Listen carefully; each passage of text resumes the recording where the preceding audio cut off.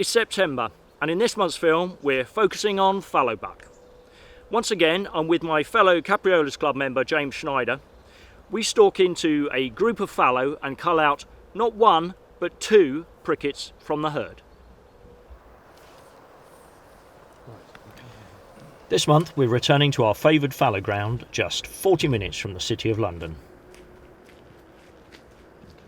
Still making ourselves familiar with the ground, that is nearly 2,000 acres in size, we take a moment to consult the map. Map consulted, we head off. This ground is thick with deer, and just 5 minutes in we spot a herd of fallow. Okay, so fantastic, we're about 200 yards, maybe a little bit further, 200-300 yards off behind me. You should be able to see a great big herd of fallow deer. There's a mixture of mennel and mennelistic. And at the moment they're browsing out on the field. But let's not be under any illusions here. When you've got about 30 or 50 there out in the field, there's probably an equal number just in the wood line. Fallow are animals of the woodland borders, and so they tend to just stay within the edge of the wood and then they drift out to graze.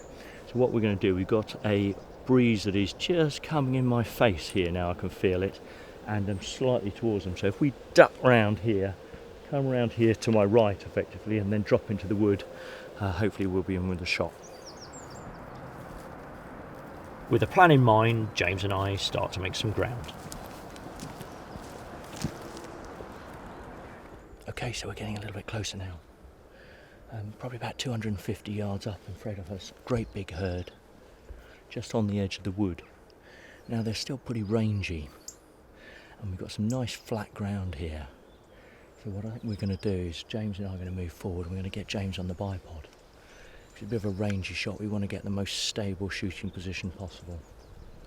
And if we can knock off 50 yards, get about to 200, ensure we've got a safe backstop, and we might, provided we can find a pricket, a lot of variables here, provided we can find a pricket, we'll be in with a shot. Fingers crossed. Give it a go, James. Let's edge forward a bit. With James unable to get a stable shot from a prone position using his rifle, which lacks the bipod attachment, I settle in to take the first shot of the day at around 240 yards. Oh, you're on this, Ewan. Okay. Do you see out there? Do you see? As you come round, there's a little group. Directing you and our cameraman to the correct pricket amongst a herd of so many deer takes some coordinating. That's a pricket. Okay, I'm on him. Okay, so just stay on that one.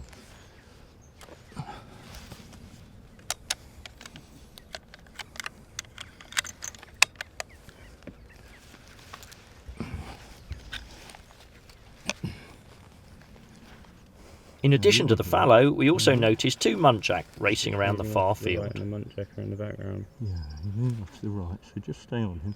He's got that white post behind him. With Ewan finally directed to the right pricket, we take the shot.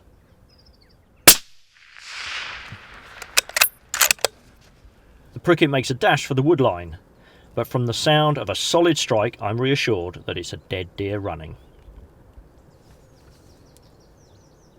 With the deer alert but remaining, I'm delighted to allow James in on the action, and he settles in to take the second shot of the day.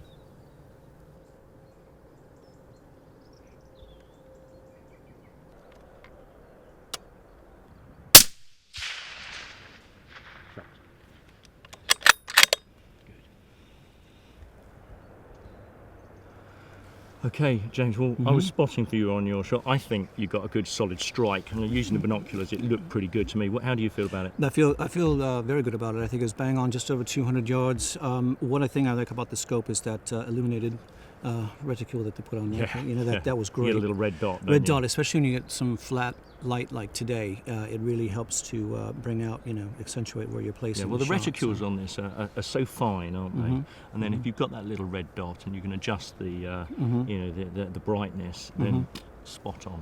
But good shot, I think. Good solid shot. I should be solid, hot, long shot, probably long shot, and I think we'll go up and check it out in just a minute here. Good stuff. Well, we've given it about 5 minutes now, haven't we? Give it a few more minutes and then we'll head over there.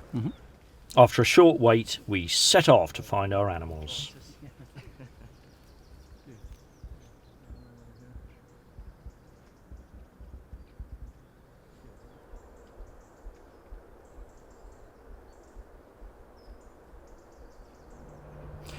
Okay, so a little tip for you here.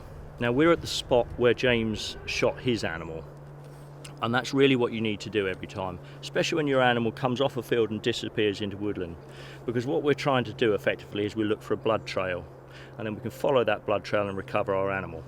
But what James and I have done is we've come to the spot where the animal was shot, and instantly, as we looked into the wood, there's our animal. So what's happened is effectively, I don't know whether you can see it on the camera, but just as you go into the wood, there's a little dip before you come into the wood. And I think probably we both said, didn't we? We said he's not gone far, because it was a good solid strike.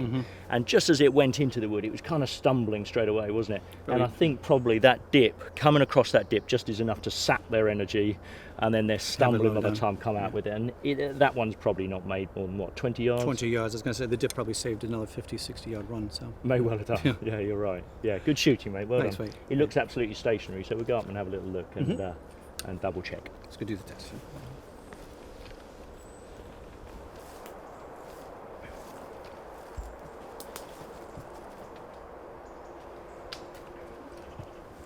Okay, James, well done. Thank Good you. shooting. Thank you.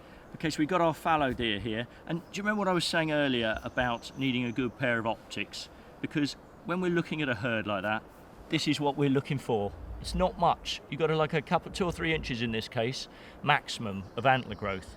And you need to be able to spot that from, what, over 200 yards, don't you? So it's really, really important. There's also a pizzle here, of course, which is another giveaway if you're struggling with the antlers. And on fallow, that's very, very distinctive. So, James, shot placement.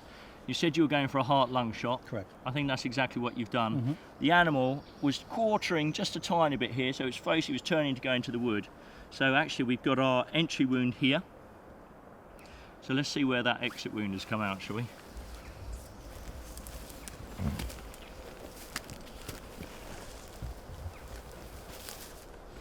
Perfect. Look at this.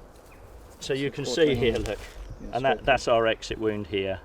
So what James's shot has done, effectively, because the animal is quartering, it's come through like that. So this is why you've placed, I presume. You tell me. Yeah, that's why I slightly back on the quartering shot, so come out through the front, and but still, again, very solid lung shot there. Yeah.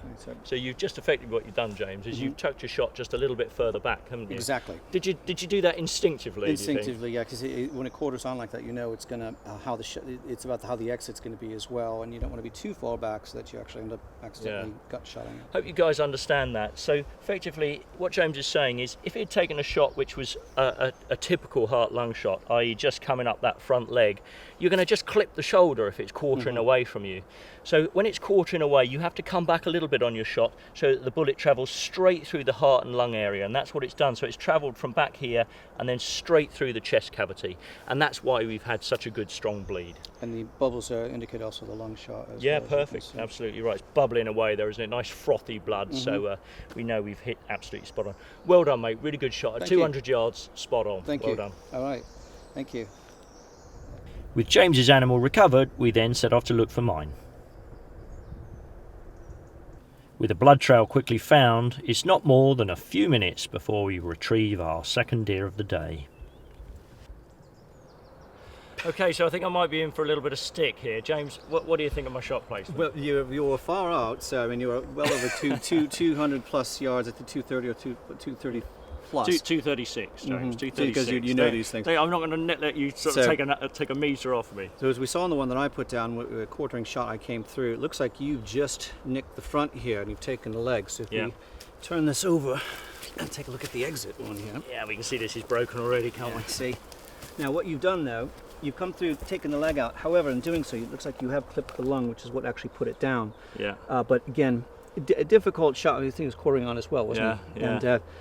And, you know, James, you're absolutely right. And to be fair, I've only just caught this one. I've got away with it, thank God. Yeah. So but let's not be.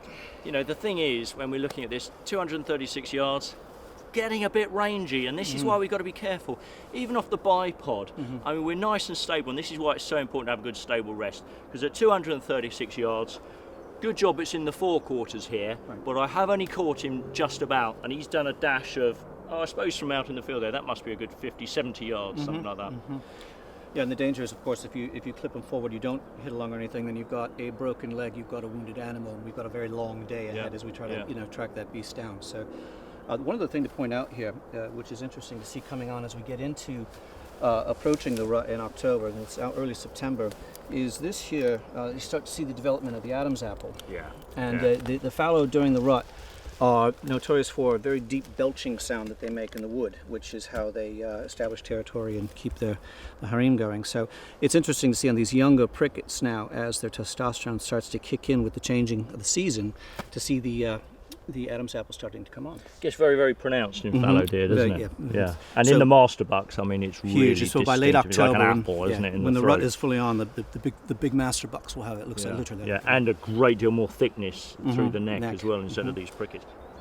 We're delighted to announce that this superb area of land, just 40 minutes from central London, is going to be made available to Capreolus Club members. If you are suitably qualified and need some stalking and are interested in joining the club, then you might like to consider membership. Contact 0208 239 7311 or email membership@capreolusclub.co.uk.